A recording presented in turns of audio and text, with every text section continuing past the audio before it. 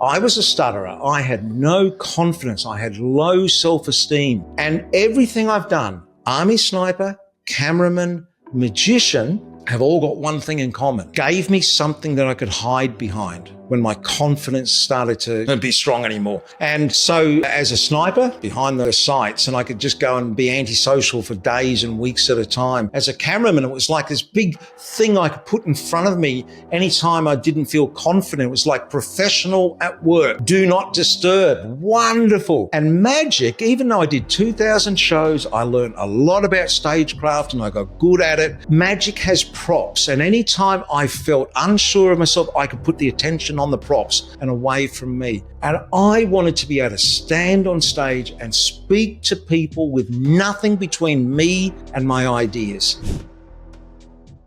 So Julian, you were talking about, your time at Banbury. Yeah, so I ended up in Banbury on a documentary we were shooting about the effects of crime. And I went to a school called Drayton Comprehensive. Now, Drayton Comprehensive is a tough sort of a school. I'll just give you an idea. You know Gordon Ramsay, the celebrity chef? Yeah, well, he used to go to school there. So if you imagine a whole lot of teenage Gordon Ramsays, all angry and lippy running around, that's sort of what the school was like. They had a policeman stationed at the school named PC Graham Waddington. He was there as part of a proactive policing campaign. And I was going to be filming him talking to these kids about a problem they had in the school, which was aerosol sniffing. And so I found myself at the back of the classroom. PC Waddington was at the front, and it was a room full of these unruly kids.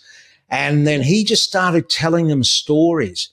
And then all of a sudden, the whole tone of the room came down.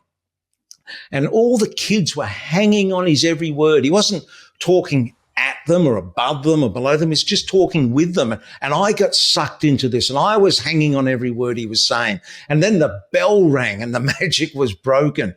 And his kids had their bags in the classroom. There were tables and chairs scattering everywhere. So they all headed for the door. And from my position in the back of the room, I was the only person who saw this. I saw 3 kids walk past his desk, reach into their bag and take out a can of aerosol and leave it on the desk. And I went, wow, because I had filmed many government initiatives spending millions and millions of well-meaning dollars that didn't achieve much at all. Yet he was one man standing in front of a room full of kids for 25 minutes who stopped 3 kids putting aerosol up their nose that day. And I went, wow. Something went off in my head. And I said, I'm going to be doing this one day. I don't know how. I don't know where. I don't know why. I just know that I'm going to be standing in front of people, affecting change somehow in a direct way. And then, I ended up going, life went on and years went by. And I ended up working on a documentary about philanthropy. And I got really involved in this idea. And so when we were shooting other projects and we're setting up, you set up lights and camera, you got to have a bit of small talk to, to smooth it over.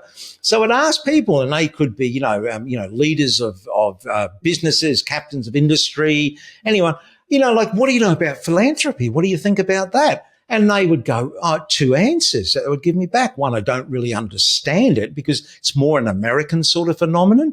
And the second thing was, I'm going to do that when I retire. And I think, no. You're in a position where you can affect real change now. You've got your hands on the levers. Do it now, but it would fall on deaf ears. So I started to think, well, if I can't teach the old dogs new tricks, can I teach the young pups new tricks? And I hatched this idea to teach the concept of philanthropy to school children. Over a couple of years, I got this program going, and I walked away from my TV career and I took this program into schools to deafening silence. They all went, the schools went, oh, very virtuous, Julian Mather. What a wonderful idea. But have you got anything we need? Like a science program, like a maths program, an English program. I learned my first lesson about business. Never open a restaurant unless you've got a starving crowd. I just didn't understand this. Anyway, my TV career had sailed off into the distance by this stage. And I tried to keep this thing alive. I gave it, CPR, mouth to mouth for about 18 months. And I had to pronounce it finally dead. And then I had a problem called rent and I had no money. So as a cameraman, I always carried a couple of magic tricks in my camera vest because get this, apparently people don't trust the media. I know. So a couple of magic tricks, get them laughing, a little bit of that. Worked wonders. So I doubled down on these really basic magic skills that I had. And I ended up being a children's and family magician for 5 years. I did 2,000 magic shows that came out of that. But it was not what I wanted to do. I wanted to be standing in front of people affecting change. And I was terrible. This when I started, I had so much stage fright. My hands, I kid you not, would literally shake like this. And I always remember I went onto Google and I typed in how to overcome stage fright. And he came back at me and he said, there's this old trick you can use. Imagine your audience naked. And I thought that is the worst advice ever to give to a children's entertainer. So I kept, I